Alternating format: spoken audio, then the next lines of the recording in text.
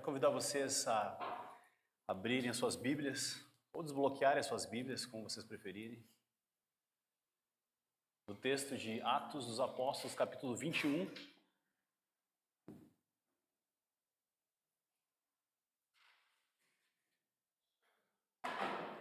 Nós vamos ler dos versos 17 ao 36.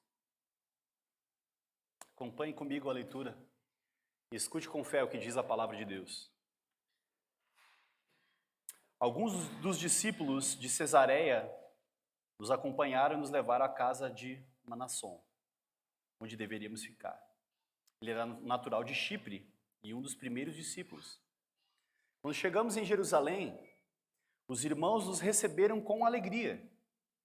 No dia seguinte, Paulo foi conosco encontrar-se com Tiago, e todos os presbíteros estavam presentes. Paulo os saudou e relatou minuciosamente o que Deus havia feito entre os gentios por meio do seu ministério. Ouvindo isso, eles louvaram a Deus e disseram a Paulo: "Veja, irmão, quantos milhares de judeus creram, e todos eles são zelosos da lei. Eles foram informados de que você ensina todos os judeus que vivem entre os gentios a se afastarem de Moisés, dizendo-lhes que não circuncidem seus filhos, nem vivam de acordo com os nossos costumes. Que faremos? Certamente eles saberão que você chegou. Portanto, faça o que lhe dizemos. Estão conosco 4 homens que fizeram um voto. Participe com esses homens dos rituais de purificação e pague as despesas deles para que rapem a cabeça. Então todos saberão que não é verdade o que falam de você, mas você continua vivendo em obediência à lei. Quanto aos gentios convertidos, já lhe escrevemos a nossa decisão de que eles devem abster-se de comida sacrificada aos ídolos, do sangue, da carne de animais estrangulados e da imoralidade sexual. No dia seguinte, Paulo tomou aqueles homens e purificou-se juntamente com eles. Depois foi ao templo para declarar o prazo do cumprimento dos dias da purificação e da oferta que seria feita individualmente em favor deles. Quando já estavam para terminar os 7 dias, alguns judeus da província da Ásia, vendo Paulo no templo, agitaram toda a multidão e o agarraram, gritando: "Israelitas, ajudem-nos! Este é o homem que ensina a todos em toda parte contra o nosso povo, contra a nossa lei e contra este lugar. Além disso, ele fez entrar gregos no templo e profanou este santo lugar." Anteriormente, eles haviam visto o efésio Trófimo na cidade com Paulo e julgaram que Paulo tinha introduzido no templo. Toda a cidade ficou alvoroçada e juntou-se uma multidão. Agarrando Paulo, arrastaram-no para fora do templo e imediatamente as portas foram fechadas. Tentando eles matá-lo, chegaram notícias ao comandante das tropas romanas de que toda a cidade de Jerusalém estava em tumulto. Ele reuniu imediatamente alguns oficiais e soldados e com eles correu para o meio da multidão. Quando viram o comandante, os soldados pararam de espancar Paulo. O comandante chegou, prendeu-o e ordenou que ele fosse amarrado com 2 correntes. Então perguntou quem era ele e o que tinha feito. Alguns da multidão gritavam uma coisa, outros gritavam outra, não conseguindo saber ao certo o que havia acontecido. Por causa do tumulto, o comandante ordenou que Paulo fosse levado para a fortaleza. Quando chegou às escadas, a violência do povo era tão grande que ele precisou ser carregado pelos soldados. A multidão que o seguia continuava gritando: "Acaba com ele." Vamos fechar os nossos olhos e vamos ao nosso Senhor em oração novamente. Senhor, nós precisamos do Teu Espírito, Pai. O mesmo Espírito que inspirou Lucas a escrever esse relato, Deus. É o Espírito que está em nosso meio, Deus, aqui na igreja. Está em nós, está agindo em nós, Senhor. Então ilumina, Senhor, a nossa mente, abre o nosso coração para a Tua palavra, Deus, e nos transforma a imagem e semelhança do Teu Filho Jesus. Essa é a nossa oração como igreja, em nome de Jesus. Amém e amém.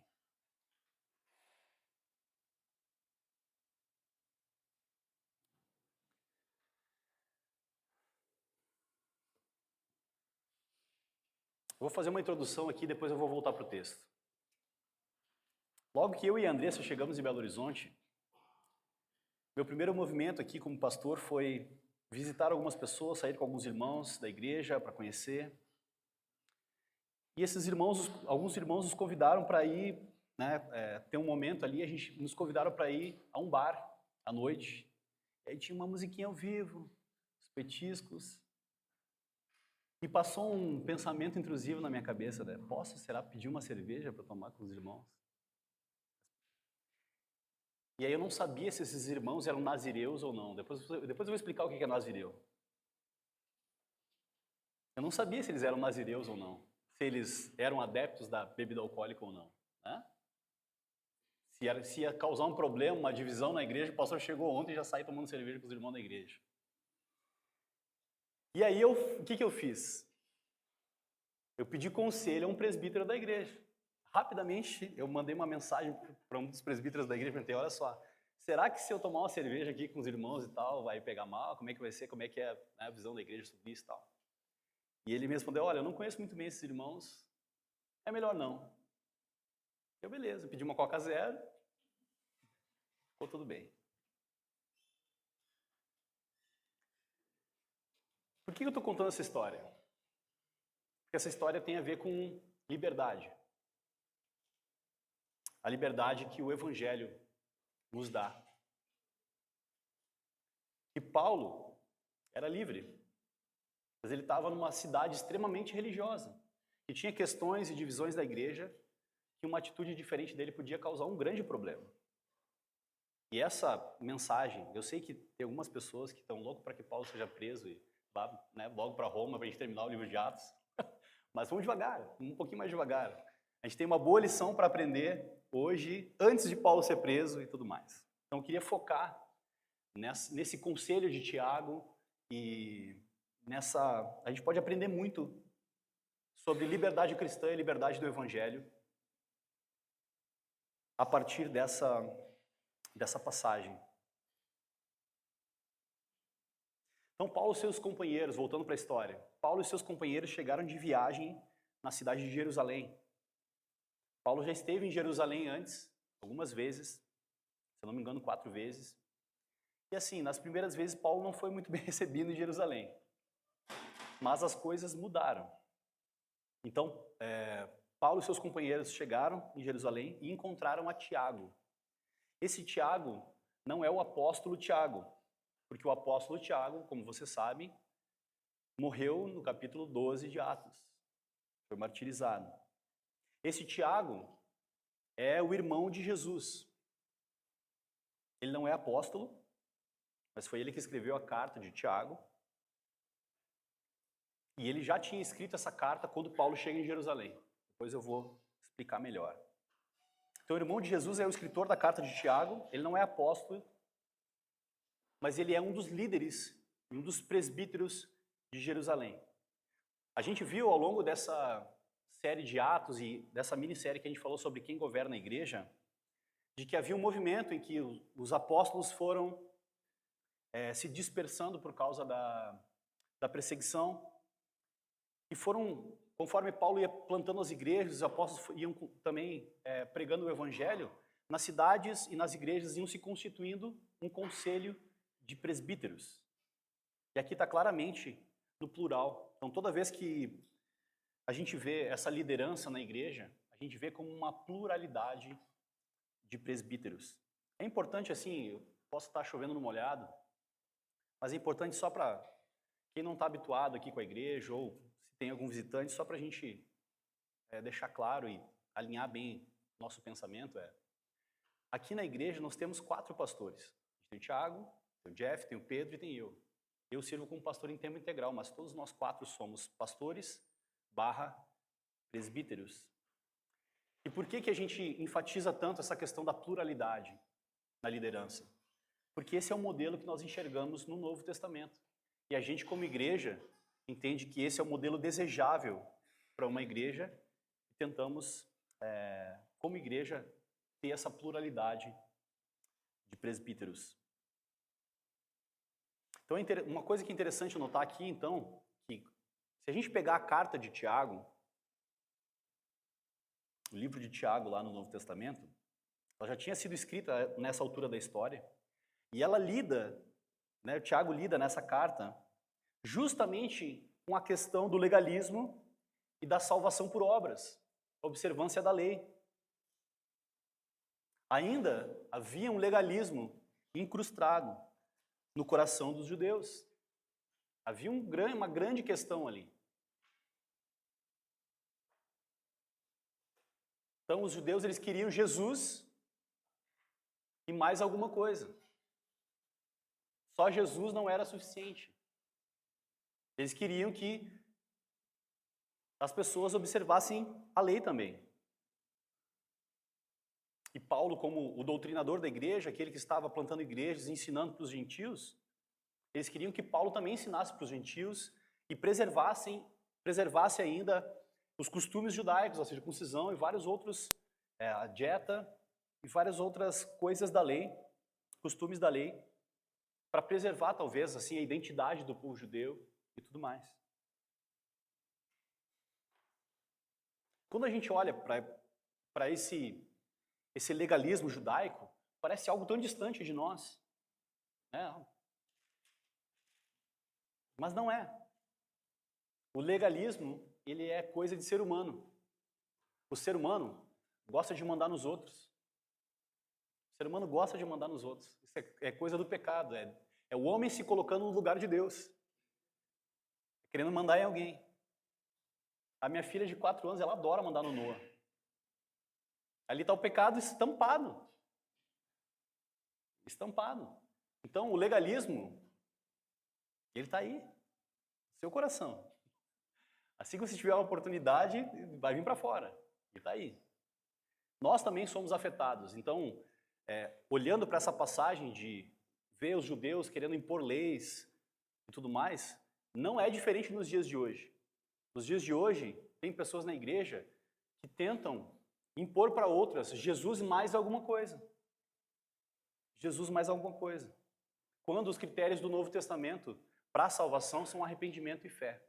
Não tem mais alguma coisa. A salvação é pela graça mediante a fé. Só isso. E é óbvio que há uma transformação, uma mudança de caráter quando há arrependimento e fé. Só que ela é reflexo da fé. Não um pré-requisito para a fé.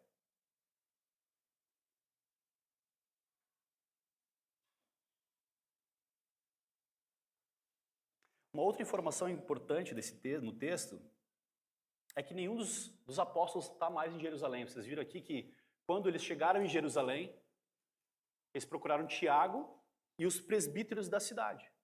Ou seja, os apóstolos já tinham sido espalhados, uns já tinham morrido, mas o evangelho continuava e a igreja de Jesus continuava e avançava na cidade de Jerusalém, apesar do legalismo e desse judaísmo reminiscente que tinha na igreja de Jerusalém.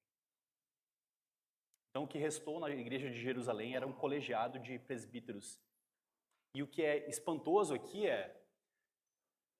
o texto diz que haviam milhares de judeus convertidos a Jesus. Mesmo com a perseguição, mesmo com o espalhamento dos apóstolos, o evangelho continuava ganhando terreno em Jerusalém também. Em Jerusalém também.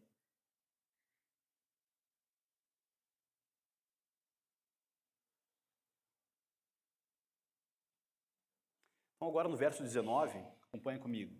Paulo o saudou e relatou minuciosamente, preste bem atenção, o que Deus havia feito entre os gentios por meio de seu ministério.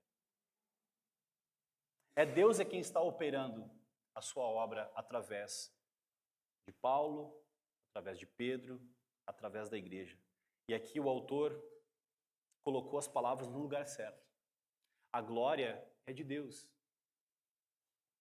Se pessoas são salvas por meio do evangelho, a glória é de Deus, mesmo que ele use instrumentos humanos. E Paulo sabia disso. Lucas também sabia disso quando relatou isso.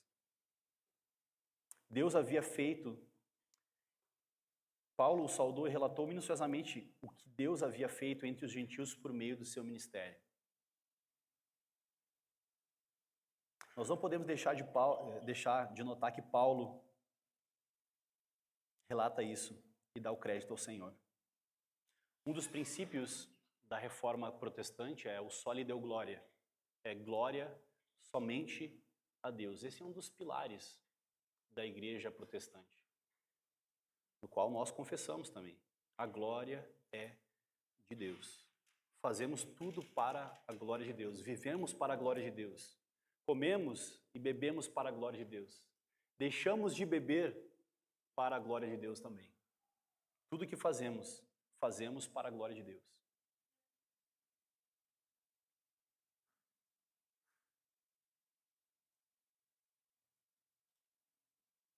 No verso 20, aqui existem alguns boatos falaciosos a respeito de Paulo. Versículo 20, ouvindo isso, eles louvaram a Deus e disseram a Paulo, veja, irmão, quantos milhares de judeus creem. Olha que interessante. Aqui não dá para a gente saber exatamente se é uma coisa positiva ou negativa. E todos eles são zelosos da lei. Só uma pausa. Lutero tinha muita dificuldade com esse texto, porque Lutero é o cara da justificação pela fé. Essa é a grande tese de Lutero e a grande contribuição para o mundo evangélico de Lutero é a justificação pela fé. Inclusive, Lutero, assim, só entre nós aqui,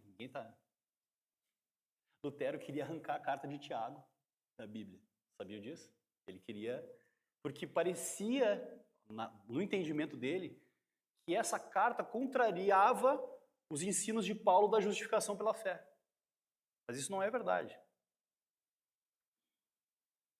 Então eles tinham muita dificuldade aqui, por quê? Porque a igreja gentílica estava avançando, né? Já tinha se resolvido que os gentios não precisavam observar a lei dos judeus, e que vitória! Eles podiam servir ao Senhor Jesus sem todo o peso dogmático do judaísmo. Mas tinha alguns judeus que ainda faziam questão de preservar todos os costumes judaicos e aí nem pôr isso para outras pessoas. Então eles foram informados, versículo 21, de que você ensina. Então chegou um boato em Jerusalém de que Paulo ensina todos os judeus que vivem entre os gentios a se afastarem de Moisés. Note aqui, o boato é que Paulo ensina para os judeus se afastarem de Moisés, da lei, da circuncisão e de tudo mais. Isso não é verdade.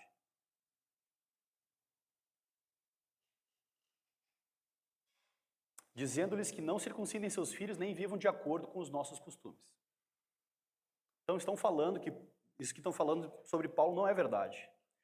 Prova disso é que Paulo circuncidou Timóteo para ir pregar para os judeus. E outra, ele tinha ido para Jerusalém para observar a festa de Pentecostes, que é uma festa judaica. Ele queria chegar naquele momento. Então, para ele, talvez, era importante estar naquele momento, naquela cidade. Era, sei lá, uma memória afetiva, algo assim. Mas ele preservava muitos ainda.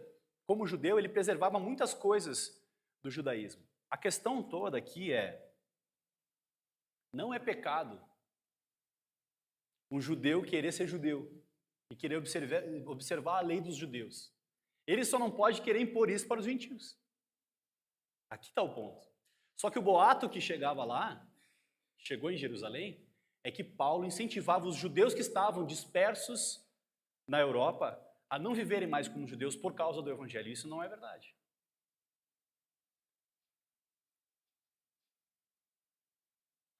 Havia uma pressão dos judeus para que Paulo não apenas pregasse o evangelho da graça, mas também judaizasse, né, os gentios e também enfatizasse o tradicionalismo judeu. Eu falo tradicionalismo porque no Rio Grande do Sul tem um movimento tradicionalista muito forte. Então, aqueles caras que andam de bombacha, eu tenho um amigo que ele anda de bombacha e de bota e de lenço até hoje. Ele foi batizado de bombacha branca e de camiseta branca, de tão tradicionalista que ele é. Então, assim, de tradição, meu povo entende bastante. E os judeus também tinham essa característica de enfatizar essa questão da tradição para não perder a identidade e tudo mais. Então, olha só essa proposta, a proposta de Tiago aqui, do presbitério de Jerusalém, é que Paulo fizesse alguma coisa que judeus fazem, para mostrar para os judeus que duvidavam do judaísmo de Paulo, a pegarem leve com ele. Esse aqui é o conselho de Tiago, irmão de Jesus, e do presbitério de Jerusalém.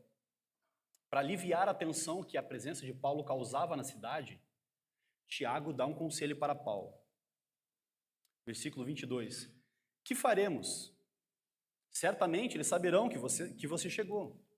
Portanto, faça o que lhe dizemos. Estão conosco 4 homens que fizeram um voto. Participe com esses homens dos rituais de purificação e pague as despesas deles para que rapem a cabeça. Então todos, olha só, todos saberão que não é verdade o que falam de você, mas que você continua vivendo em obediência à lei. Quanto aos gentios convertidos, então aqui há uma separação. Eles queriam provar que Paulo ainda segue os costumes judaicos. E eles já tinham dado essa posição sobre como devem viver os gentios à luz do Evangelho em Atos capítulo 15, no Concílio de Jerusalém. Quanto aos convertidos, já lhes escrevemos a nossa decisão que eles devem abster-se da comida sacrificada a ídolos, do sangue, da carne, de animais estrangulados e da imoralidade sexual. Então aqui é uma distinção entre judeus cristãos e gentios cristãos. E essa era a tensão em Jerusalém. Nesse momento, se Paulo fosse um cristão imaturo, teria dado um problema gigantesco na igreja. Mas o apóstolo Paulo seguiu o exemplo de Cristo. Ele se esvaziou de si mesmo. Ele foi humilde para o bem da igreja. Quando Paulo recebeu esse conselho, ele poderia ter dito não. Ele era livre em Cristo. Mas, vocês lembram o que o próprio apóstolo Paulo ensinou? Uma carta que também na época também já tinha sido escrita. Lá em 1 Coríntios capítulo 9, os versículos 19 a 23 diz assim: porque embora seja livre de todos, fiz-me escravo de todos para ganhar o maior número de pessoas possível. Tornei-me judeu para os judeus, a fim de ganhar os judeus. Para os que estão debaixo da lei, tornei-me como se estivesse sujeito à lei, embora eu mesmo não esteja debaixo da lei, a fim de ganhar os que estão debaixo da lei. Para os que estão sem lei, tornei-me como sem lei, embora não esteja livre da lei de Deus, mas sim sob a lei de Cristo, a fim de ganhar os que não têm a lei. Para com os fracos me tornei fraco, para ganhar os fracos. Tornei-me de tudo para com todos, para de alguma forma salvar alguns. Faço tudo isso por causa do Evangelho, para ser coparticipante dele. Irmãos, isso aqui é maturidade cristã. Às vezes a gente luta muito pela liberdade. Agora eu quero voltar. Lembra que eu contei a história? Que os irmãos me convidaram para ir lá no bar para comer um petisco e eu achei que ia tomar uma cerveja e tomei uma Coca Zero.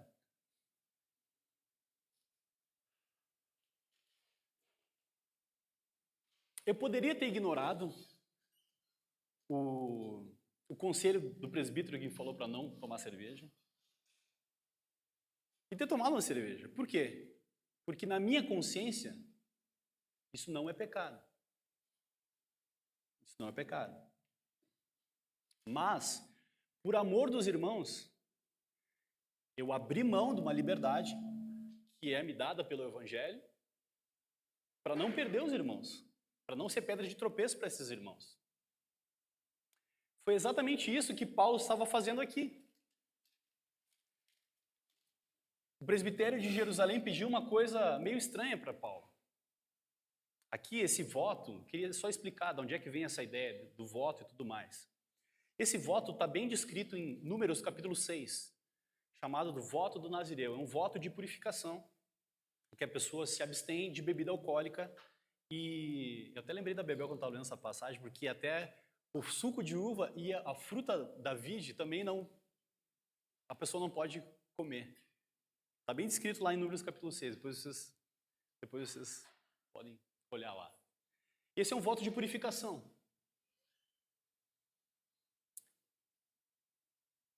E olha só como parece uma grande coincidência. Eu não sei ideia, a gente não tem como saber se Tiago e o presbitério já sabiam que Paulo ia chegar, eles já separaram esses 4 cidadãos que iam fazer esse voto, falando, segura aí, e a gente vai resolver um problema aqui da igreja através dessa situação, ou se casualmente, não existe acaso para Deus, né? Mas casualmente, quando Paulo chegou, tinham esses 4 homens que estavam fazendo esse voto. E olha que interessante, me parece que esses irmãos não tinham dinheiro para pagar o voto, porque esse voto exigia a purificação antes de entrar no templo, e esse voto exigia o sacrifício de 3 cordeiros para cada um, vezes 4, dá 12 cordeiros. Era uma grana. E Paulo tinha, né, arrecadado um dinheiro da igreja, e o presbitério falou assim, não, use esse dinheiro para pagar as despesas desse voto e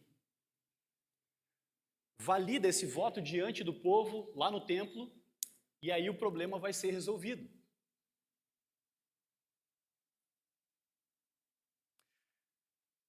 Não sei se isso já aconteceu com você, mas tem situações na nossa vida que, como cristãos, a gente tem que abrir mão da nossa liberdade em favor do outro. Abrir mão da nossa liberdade para ganhar o outro, para servir o outro. E é isso que Paulo está fazendo aqui. Paulo podia ter dito, não, história estranha, eu não preciso me submeter a isso, eu sou livre em Cristo. Podia até usar a Bíblia que ele mesmo escreveu no Novo Testamento e falar assim, não, eu sou livre em Cristo, não preciso mais me submeter a esse tipo de lei judaica, Cristo já me libertou, ele era o sacrifício perfeito. Ele me substituiu todos os sacrifícios lá, eu não preciso mais fazer isso. Eu não preciso mais me submeter a esse tipo de coisa. Agora eu sou livre em Cristo. Mas mesmo assim, ele se submeteu. E é interessante aqui ver o apóstolo Paulo se submetendo ao presbitério de Jerusalém. Interessantíssimo. Paulo, grande plantador de igreja, apóstolo, está se submetendo a uma orientação do presbitério da igreja de Jerusalém. Como Pedro falou, a missão da nossa igreja é contribuir para que, e o Jeff tem falado muito sobre isso, a gente enfatiza às vezes muito na missão da nossa igreja a questão da identidade, comunidade e missão. Mas a missão da nossa igreja é levar todo o discípulo de Cristo à maturidade.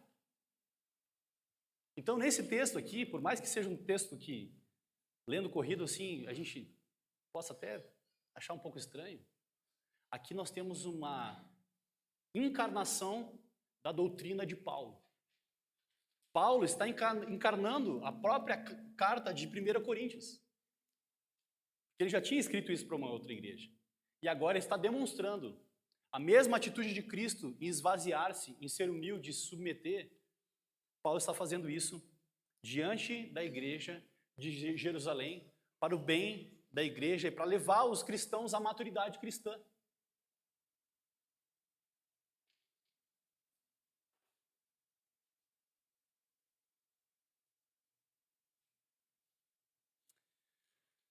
Isso também é uma coisa interessante.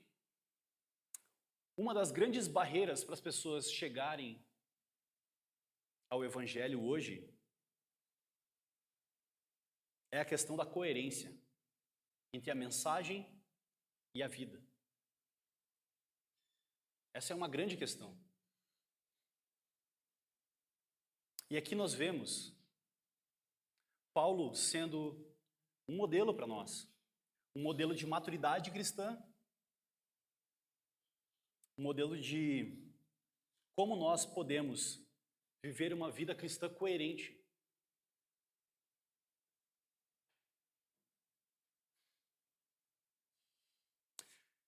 Eu acredito que as pessoas lá fora elas não têm tanto problema com o cristianismo em si.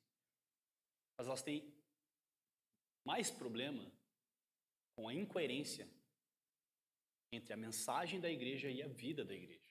Nós precisamos buscar viver uma vida alinhada, equalizada, nesse sentido em que a nossa mensagem e a nossa vida são coerentes.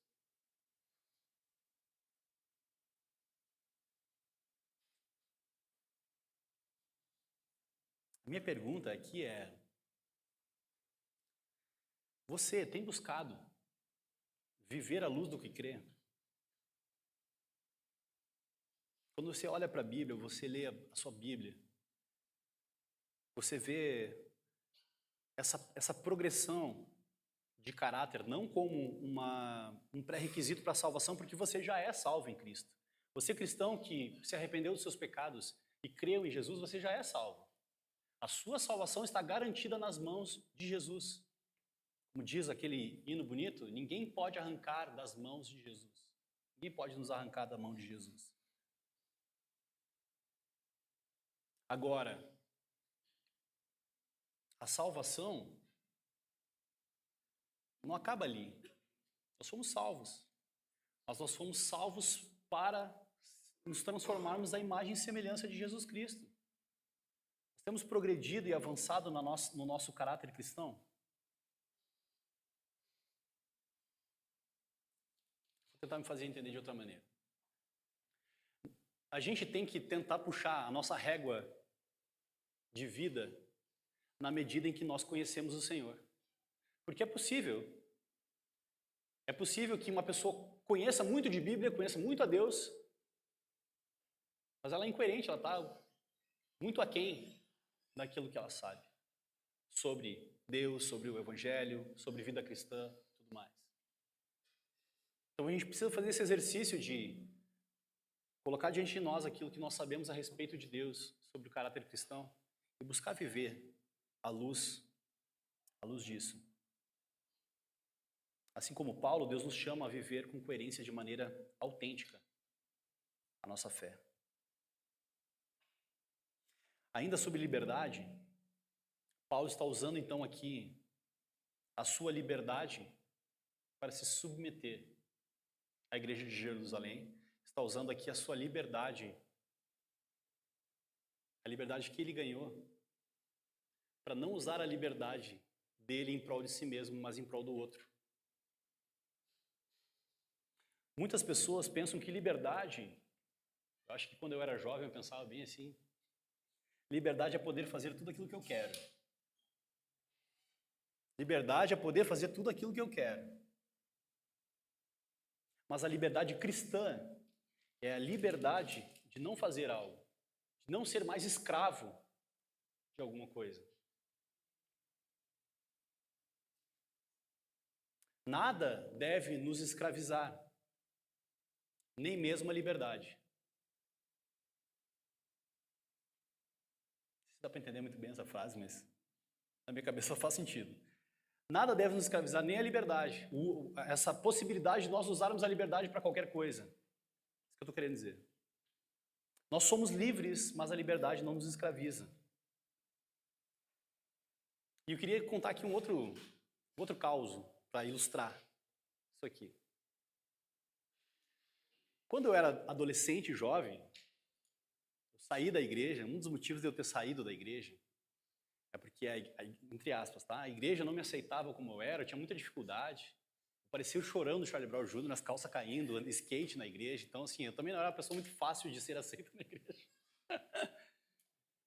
Então tem uma música do Charlie Brown que fala assim, ó, eu odeio gente chique, eu não uso sapato. Era meio que a minha filosofia de vida.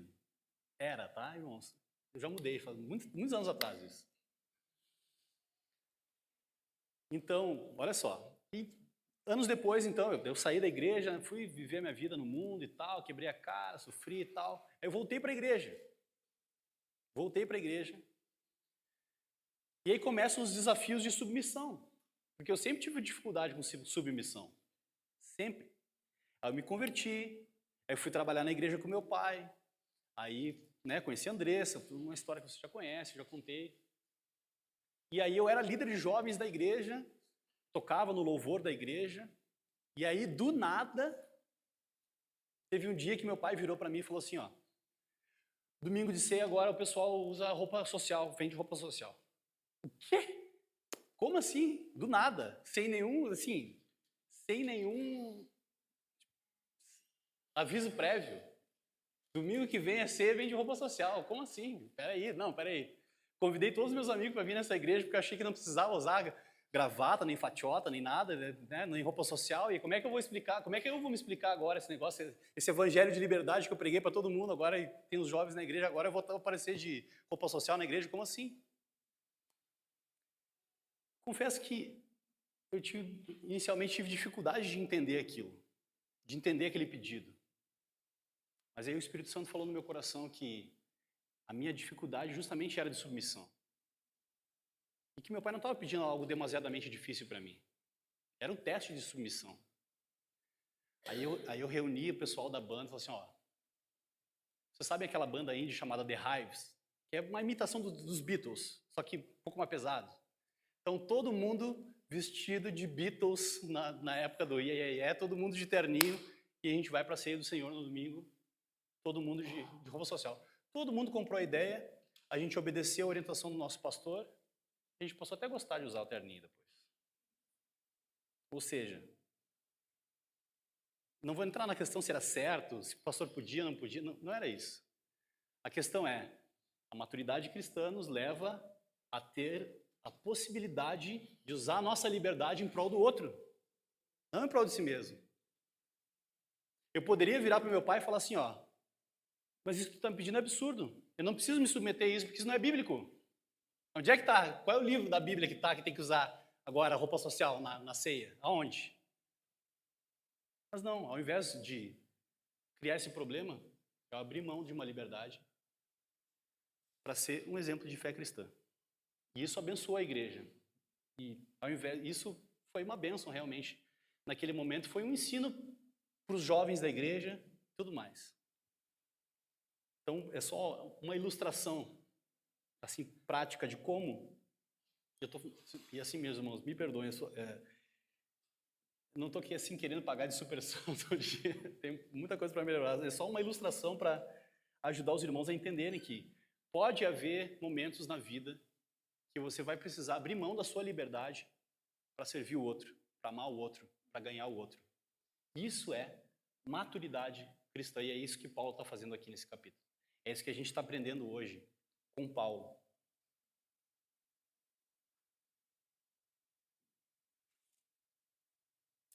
No dia seguinte, versículo 26, Paulo tomou aqueles homens e purificou-se juntamente com eles. Depois foi ao templo para declarar o prazo do cumprimento dos dias da purificação e da oferta que seria feita individualmente em favor deles. Só para explicar aqui esse voto, então as pessoas ficavam sem cortar o cabelo, sem beber bebida alcoólica, sem tomar suco de uva, sem comer uva durante um tempo de purificação. E um tempo antes eles iam se apresentar lá para o sacerdote e falavam que daqui 7 dias a gente vai fazer esse voto para preparar tudo, levar os carneiros e fazer. Então esse é o tempo aqui. Depois do cumprimento, tempo para declarar o prazo do cumprimento dos dias da purificação e da oferta que seria feita individualmente em favor deles. Quando já estavam para terminar os 7 dias, alguns abençoados judeus da província da Ásia, vendo Paulo no templo, agitaram toda a multidão e o agarraram, gritando: israelitas, ajudem-nos, esse é o homem que ensina em toda parte contra o nosso povo, contra a nossa lei, contra esse lugar. Além disso, ele fez entrar gregos no templo e profanou esse santo lugar. Vocês lembram que os gentios não podiam entrar no templo? Vocês lembram que quando o eunuco etíope vai até Jerusalém, ele vê o culto do lado de fora, porque ele não pode entrar. Não é judeu? Imagina, olha que... Quando eu lembro dessa passagem, eu me emociono. Imagina o cara vendeu as férias, juntou o 13º dele, pegou uma carruagem lá da Etiópia, subiu até Jerusalém para assistir um culto do lado de fora.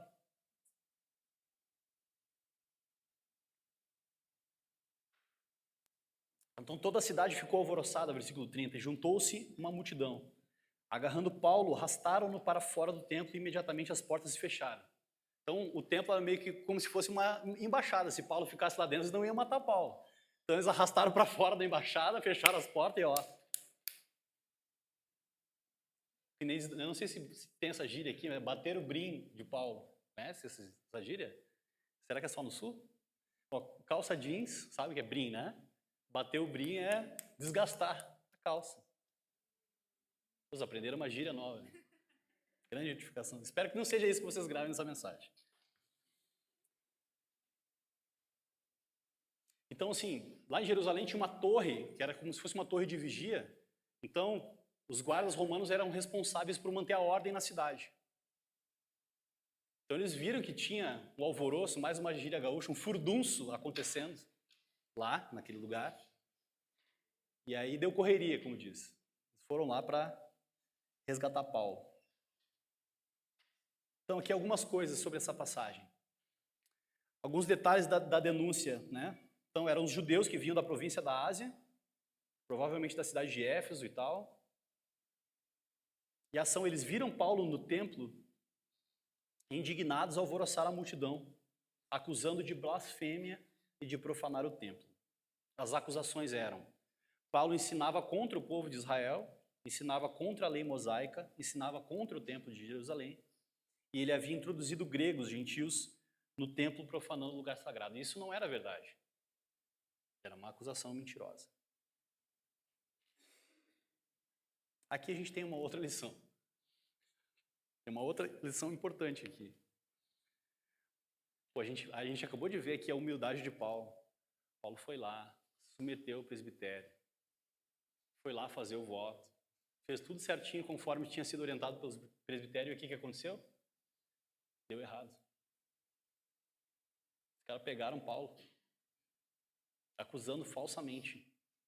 Ele ainda deram uma surra em Paulo. Eu já estou quase encerrando. Então, uma última lição para a gente aprender aqui é: de fato, nós somos chamados à maturidade, à obediência, à submissão. E talvez alguém já passou aqui uma experiência ruim até na igreja, de ter se submetido e ter dado errado. Ou ter feito alguma coisa certa e o resultado ter sido ruim. Mas mesmo assim a palavra de Deus nos encoraja a fazer aquilo que é certo.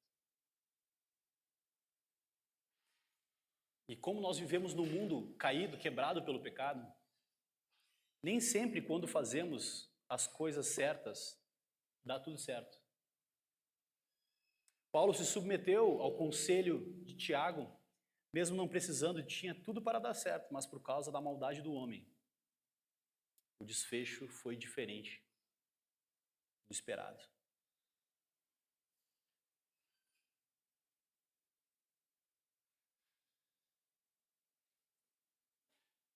Eu tenho aqui algumas aplicações para nós, para a gente encerrar.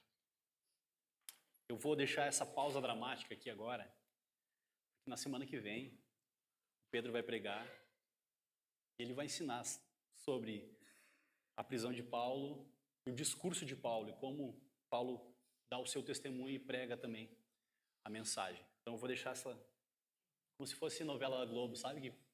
Ou série, né? Não pode falar novela da Globo. O pastor falou novela da Globo. Como assim? Uma série do Netflix que fica assim, tipo, sabe, que para bem no momento. Então a gente vai parar bem aqui nesse momento tipo de tensão, antes de tudo acontecer.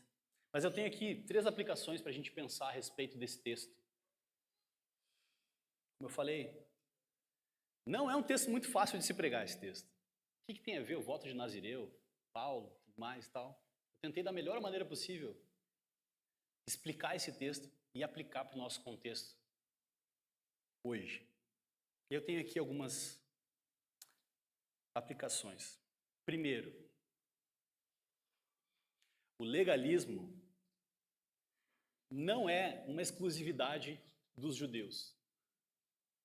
Quando a gente pensa em alguém querendo impor regras para os outros e tudo mais, isso não é uma exclusividade da igreja primitiva do primeiro século de Jerusalém. O legalismo, ele é fruto do pecado. ele é fruto do pecado. Além do legalismo ser pecado, porque, assim, esses dias mesmo eu vi um grande pregador aqui da cidade, de uma igreja grande, que eu não vou falar qual é, não vou falar. Aos berros ele falava assim, ó, cristão não bebe. O que ele está dizendo está errado perante as Escrituras. O próprio Paulo ceiava com vinho e ensinou Timóteo que ele seria bom para a saúde dele tomar uma taça de vinho por causa dos problemas que ele tinha no estômago. Então, afirmar de púlpito, vociferar de púlpito algo assim, primeiro que não é verdade.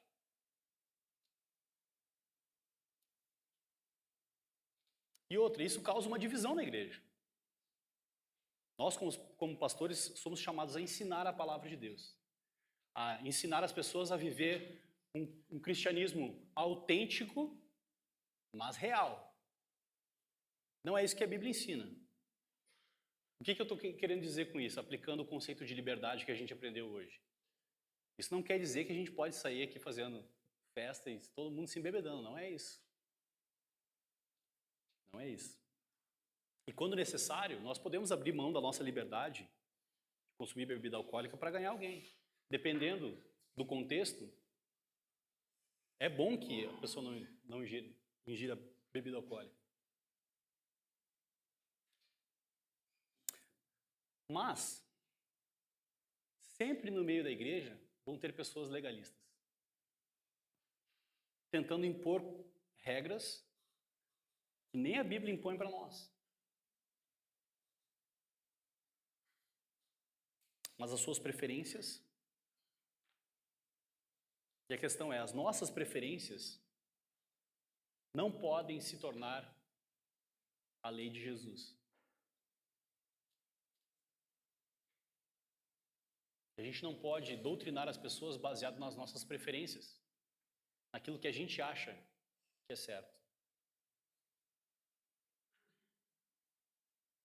Então, cuidado com o legalismo. Cuidado para impor alguma coisa ou exigir alguma coisa que o Senhor Jesus não exige da pessoa. Sonde o seu coração.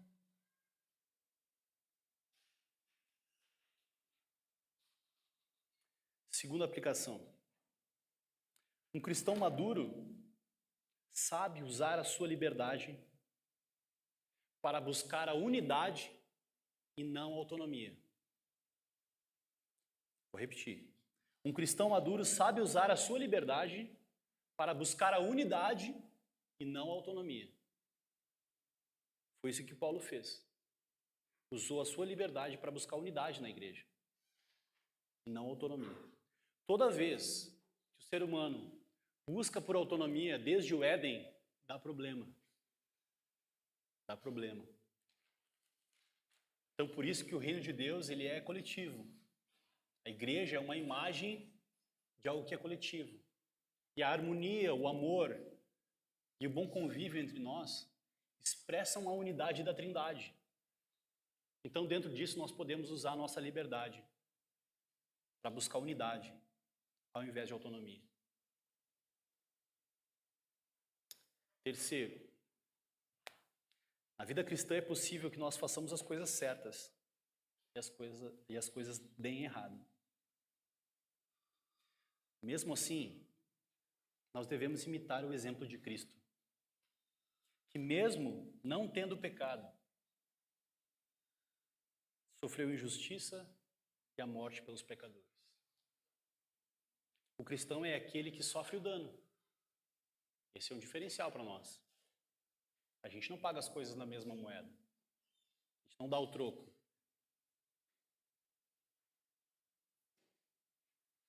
E é possível que nós façamos as coisas certas e às vezes elas dão errado.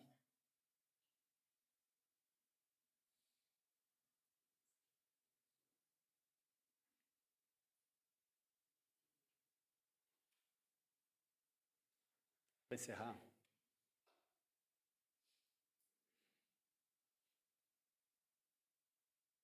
mais uma vez eu queria conectar essa imagem de Paulo. Nós fizemos uma longa série sobre humildade, as imagens de humildade de Jesus. E aqui a gente vê claramente Paulo sendo coerente com a sua mensagem, sendo humilde, sendo um modelo de vida cristã coerente para nós, a imagem e semelhança de Cristo. Então nós, como cristãos, devemos crescer em liberdade, mas não numa liberdade autônoma, uma liberdade que busca a unidade.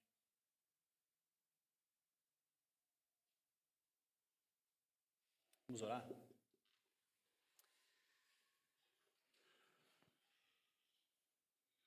Senhor, nós te agradecemos pela tua palavra, Deus. Te agradecemos, Senhor, porque pessoas que creram em ti encarnaram a tua mensagem, Deus.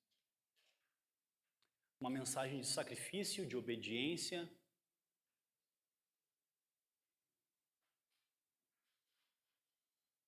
mas uma mensagem de liberdade, Deus. Tu morreu, Senhor, para nos libertar do pecado. E hoje nós somos livres, Pai. Então nos ajuda, Senhor, a que nada nos escravize. Nem a autonomia, nem a liberdade, e nem nada, Senhor.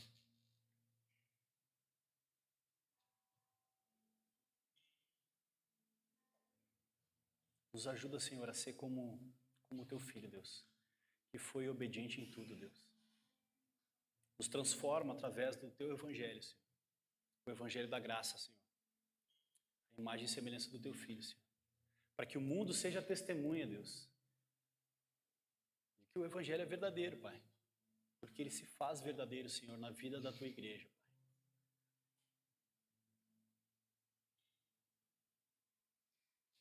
Se nós oramos em nome de Jesus. Amém. Amém.